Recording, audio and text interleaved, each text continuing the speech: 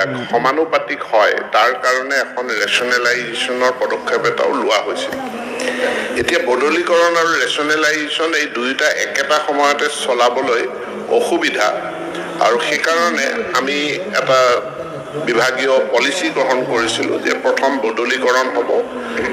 গৰম বন্ধৰ সময়ত আৰু তাৰ পাছত ৰেচনেলাইজেশ্যন বা সমানুপাতিক শিক্ষকৰ বিতৰণৰ পদক্ষেপটো লোৱা যাব মই আজি সদনক জনাবলৈ পাই সুখী যে ইতিমধ্যে আমি ৩১,৩৪৪ গৰাকী শিক্ষক শিক্ষয়িত্ৰীক অনলাইন পোৰ্টেল যোগেদি কোনো ধৰণৰ ফিজিকেল ফাইল নোহোৱাকৈ আমি তেওঁলোকৰ বদলীকৰণ আমি সম্পন্ন কৰিছোঁ যোৱাকালিলৈকে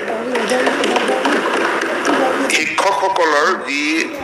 বিভিন্ন তেওঁলোকৰ দুৰ্গম অঞ্চলত পোষ্টিং হয় তাত বিভিন্ন ধৰণৰ অসুবিধা বিশেষকৈ আমাৰ মহিলা শিক্ষয়িত্ৰীসকলে ভুগিব লগা হয় গতিকে মহিলা শিক্ষয়িত্ৰীসকলৰ ক্ষেত্ৰত আমি বিশেষ গুৰুত্ব প্ৰদান কৰি ৰেচনেলাইজেশ্যনৰ পদক্ষেপ আমি আৰম্ভ কৰিলোঁ আৰু খুব সোনকালে আমি ইয়াত সমাপনো কৰিম যেহেতু শিক্ষকসকল কিছুমান দুৰ্গম অঞ্চলত বিশেষকৈ চৰ চাপৰি অঞ্চলত বা পাৰ্বত্য অঞ্চলত যিসকল শিক্ষক শিক্ষয়িত্ৰীৰ পোষ্টিং হয় সেই শিক্ষক শিক্ষয়িত্ৰীসকলৰ নিৰাপত্তাৰ বিষয়টোত স্থানীয় ৰাইজে স্থানীয় সমাজখনে জনপ্ৰতিনিধিসকলো খুব সংবেদনশীল হৈ তেওঁলোকক নিৰাপত্তা দিয়াৰ ক্ষেত্ৰত বা তেওঁলোকক কমফৰ্টেবল কৰাৰ ক্ষেত্ৰত ব্যৱস্থা গ্ৰহণ কৰিব লাগে বহু অঞ্চল আছে দুখন তিনিখন দুটা তিনিটা ঘাট পাৰ হৈ পেলাই শিক্ষয়িত্ৰীসকল যাব লাগে গতিকে আমি ৰেচনেলাইজেশ্যনৰ যি বিধি আছে OM আমি প্ৰস্তুত কৰিছোঁ তাত আমি পৰাপক্ষত দুৰ্গম অঞ্চলবিলাকত শিক্ষয়িত্ৰীক নিযুক্তি তেওঁলোকক প্লেচমেণ্ট আমি নিদিয়াৰ কাৰণেই পক্ষপাতি কিন্তু এই দূৰৱৰ্তী অঞ্চলবিলাকতে শিক্ষকৰ নাটনিও যিহেতু আছে গতিকে আমি একেটা সময়তে বিদ্যালয়সমূহত PTR মেইনটেইন কৰাৰ বিষয়টোও চাব লাগে আনহাতে শিক্ষক শিক্ষয়িত্ৰীসকলৰ নিৰাপত্তাৰ বিষয়টোও চাব লাগে এতিয়া জনীয়া সমষ্টিৰ মাননীয় বিধায়ক গৰাকীয়ে তেখেতে নিজে উত্থাপন কৰিছে যে তেখেতৰ এখন বিদ্যালয়ত 250 গৰাকী ছাত্ৰ ছাত্ৰীৰ বিপৰীতে 3জন শিক্ষক শিক্ষয়িত্ৰী আছে শিক্ষক শিক্ষয়িত্ৰী তাত যাব তাত থাকিব কিন্তু সেই শিক্ষক শিক্ষয়িত্ৰী তেওঁলোকৰ নিৰাপত্তা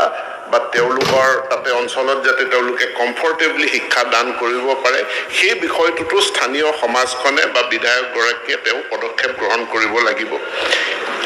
এতেকে আমি ৰেচনেলাইজেশ্যনৰ প্ৰক্ৰিয়া এতিয়া আৰম্ভ কৰিম মই মাননীয় বিধায়ক মৰিগাঁও সমষ্টিৰ বিধায়ক ৰমাকান্ত দেউৰী ডাঙৰীয়াৰ কথাখিনি মই আজি ইয়াত অৱগত হোৱাৰ পাছত আমি নিশ্চিতভাৱে এই কথাটো চাম যাতে আমি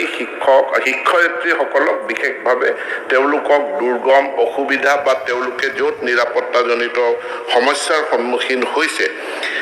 বা য'ত তেওঁলোকে তেওঁলোকৰ নিজৰ শালীনতা সহ মৰ্যাদা সহকাৰে সেৱা আগবঢ়োৱাত সমস্যাৰ সন্মুখীন হৈছে সেইখিনি সমস্যা আমি ৰেচনেলাইজেশ্যন প্ৰক্ৰিয়াৰ মাজতে আমি যাতে সমাধান কৰাৰ কাৰণে আমি ব্যৱস্থা গ্ৰহণ কৰিব পাৰোঁ তাৰ পদক্ষেপ নিশ্চিতভাৱে ল'ম ইয়াৰ লগতে মই তেখেতক জনাব বিচাৰোঁ যে তেখেতৰ যিটো দ্বিতীয় প্ৰশ্ন আছিল এই প্ৰশ্নৰ উত্তৰত আমি ইতিমধ্যে মাননীয় মুখ্যমন্ত্ৰীয়ে ঘোষণা কৰিলে যে আমি পৰ্যায়ক্ৰমে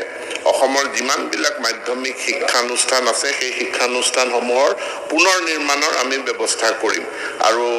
এই প্ৰক্ৰিয়া ইতিমধ্যে আৰম্ভ হৈ গ'ল আমি RIDFৰ অধীনত RIDF 29 RIDF 30 আৰু যিটো নেচিড আছে north east special infrastructure development scheme সেই স্কিমৰ অধীনত